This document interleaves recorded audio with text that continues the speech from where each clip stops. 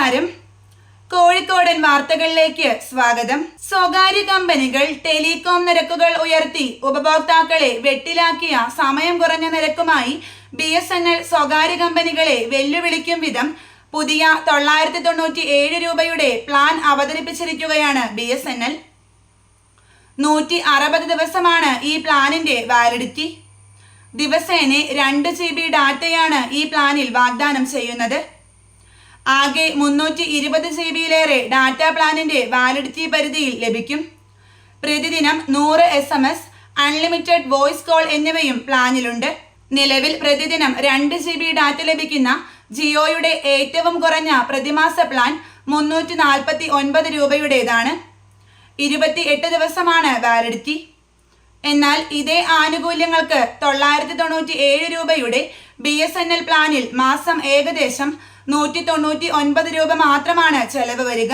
കോഴിക്കോട് ജില്ലയിൽ കൃഷി വകുപ്പിന്റെ ഓണച്ചന്ത സെപ്റ്റംബർ 11 മുതൽ 14 വരെ 81 കേന്ദ്രങ്ങളിൽ നടക്കും. വിപണി വിലയേക്കാൾ 30% വിലക്കുറവിലാണ് ഓണച്ചന്തകളിൽ പച്ചക്കറി വിൽക്കുക. സ്വകാര്യ കച്ചവടക്കാർ നൽകുന്നതിനേക്കാൾ 10% അധികം വില നൽകിയാണ് കർഷകരിൽ നിന്നും പച്ചക്കറികൾ സംഭരിക്കുന്നത്. ജൈവ പച്ചക്കറിയാകട്ടെ കർഷകരിൽ നിന്നും 20% അധിക വില നൽകി സംഭരിച്ച് ചന്തയിൽ 10% കിഴിവിൽ വിൽക്കും.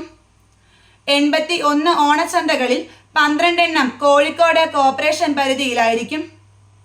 ബേപ്പൂർ തുറമുഖത്തു നിന്നും ചരക്കു നീക്കവുമായി ബന്ധപ്പെട്ട് നിലനിൽക്കുന്ന കൂലി നിരക്കിന്റെ കാലാവധി കഴിയുന്ന സാഹചര്യത്തിൽ തുറമുഖത്ത് കൂലി വർധനവ് ആവശ്യപ്പെട്ട് ചുമട്ടുതൊഴിലാളി സംഘടനകൾ ഒന്നടങ്കം പോർട്ട് ഓഫീസർക്കും ലേബർ ഓഫീസർക്കും ഏജന്റുമാരുടെ സംഘടനയായ സവാസ്കയ്ക്കും അപേക്ഷ നൽകി. അടുത്ത മാസം 30-നാണ് കൂലി നിരക്കിന്റെ നിയമാനുസൃതമായ കാലാവധി കഴിയുന്നത്.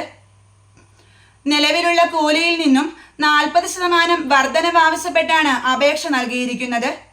വികസന പദ്ധതികൾ ജനങ്ങളിലേക്ക് എത്തിക്കാനും വേറിട്ട പരിപാടികളുടെ അവതരണത്തിനുമായി സ്വന്തമായി യൂട്യൂബ് ചാനലുമായി കോഴിക്കോട് ജില്ലാ പഞ്ചായത്ത്. ചാനലിന്റെ അനുമതിക്കായി സർക്കാരിനെ സമീപിക്കാൻ ജില്ലാ പഞ്ചായത്ത് ഭരണസമിതി യോഗം തീരുമാനിച്ചു. നിറം ചേർത്ത് ഭക്ഷണം വിറ്റതിനും പഴകിയതും വൃത്തിയില്ലാത്തതുമായ രീതിയിൽ ഭക്ഷണമുണ്ടാക്കിയതിനുമായി ഈ വർഷം ഇതുവരെ ഭക്ഷ്യസുരക്ഷാ വകുപ്പ് നടത്തിയ പരിശോധനയിൽ പിഴ ചുമത്തിയത് 25 ലക്ഷം രൂപ. 3809 പരിശോധനകളിലായി 580 സ്ഥാപനങ്ങളുടെ പേരിൽ നടപടിയെടുത്തു. നിറം ചേർത്തതിനാണ് ഏറ്റവും കൂടുതൽ പിഴയിട്ടിട്ടുള്ളത്. ഹോട്ടലുകളും ബേക്കറികളും പാലിക്കേണ്ട മാനദണ്ഡങ്ങൾ പാലിക്കാതെ പ്രവർത്തിക്കുക, ആഹാര സാധനങ്ങൾ അടച്ചു വെക്കാതിരിക്കുക, ഈച്ച ശല്യം ഒഴിവാക്കാതിരിക്കുക, വെള്ളം ഒഴിഞ്ഞു പോകാൻ കൃത്യമായ സംവിധാനം ഇല്ലാതിരിക്കുക, ഫ്രീസർ വൃത്തിയായി സൂക്ഷിക്കാതിരിക്കുക എന്നീ കാരണങ്ങൾക്കാണ് പിഴ ഈടാക്കിയിട്ടുള്ളത്. വടകര DYFI സംസ്ഥാന കമ്മിറ്റിയുടെ വയനാട് വീട് നിർമ്മാണ ഫണ്ടിലേക്ക് ഒഞ്ചിയം ബ്ലോക്ക് കമ്മിറ്റി 20,02,265 രൂപ കൈമാറി. വയനാടിനെ സഹായിക്കാൻ ആക്രി പെറുക്കിയും വിവിധ ചലഞ്ചുകൾ സംഘടിപ്പിച്ചും കുട്ടികൾ സമ്പാദ്യക്കുടുക്ക കൈമാറിയും സ്വർണ്ണ മോതിരവും സ്വർണ്ണ വളകളും സംഭാവന നൽകുകയും ചെയ്തു. ഒഞ്ചിയം ബ്ലോക്കിലെ 10 മേഖലകളിലെ 130 യൂണിറ്റുകളിൽ നിന്നായാണ് തുക സമാഹരിച്ചത്. കുറ്റ്യാടി പാർലമെന്റ് തിരഞ്ഞെടുപ്പ് കാലത്ത് സാമൂഹ്യ മാധ്യമങ്ങളിൽ പ്രത്യക്ഷപ്പെട്ട കാഫിർ സ്ക്രീൻഷോട്ട് സംഭവത്തിൽ മുഴുവൻ പ്രതികളെയും അറസ്റ്റ് ചെയ്ത് തുറങ്കിലടയ്ക്കണമെന്ന് കുറ്റ്യാടി മുജാഹിദ് സംഗമം ആവശ്യപ്പെട്ടു. ഇത് കേവലം രാഷ്ട്രീയ വിഷയമല്ല. സമൂഹത്തിന്റെ സൗഹാർദ്ദം തകർത്ത് മനുഷ്യരെ ഭിന്നിപ്പിക്കുന്നതിന് പോലീസ് കൂട്ടുനിൽക്കരുത്. ദൈവ സന്ദേശങ്ങൾ ജനങ്ങളിലെത്തിക്കാൻ മതപണ്ഡിതർ ശ്രമിക്കണമെന്നും സംഗമം ആവശ്യപ്പെട്ടു. കോട്ടപ്പറമ്പ് സ്ത്രീകളുടെയും കുട്ടികളുടെയും ആശുപത്രിയിൽ ഡോക്ടർമാർക്കും ജീവനക്കാർക്കുമിടയിൽ ഡെങ്കിപ്പനി വ്യാപിക്കുന്നു.